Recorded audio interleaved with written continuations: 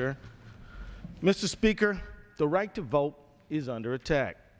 It may not be easy to see, but in state legislatures all across this country, we're seeing a quiet passing of laws that will strip American citizens of their right to vote. It may come as a surprise that this is happening in the United States. Our great country is best known for its rich democratic tradition, which is predicated on the right to vote.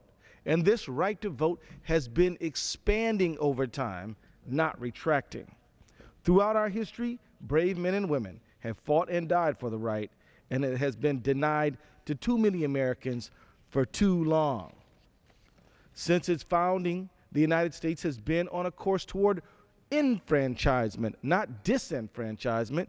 Incredibly, that seems to be changing. State legislators are turning back the clock on decades of hard-fought voter protection. This year, 34 state legislators introduced prohibitive voter ID bills. If passed, they could affect voting ability of nearly 21 million Americans. 2 states have enacted prohibitive proof of citizenship laws, which stand to exclude even more voters at the polls.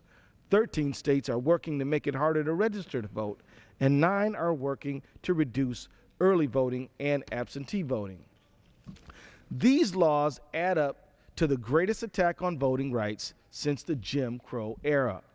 In all, they could strip more than 5 million Americans of the right to vote.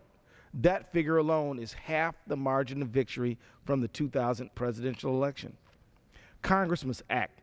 Today, I'm introducing 2 bills to push back against these laws and protect Americans' right to vote.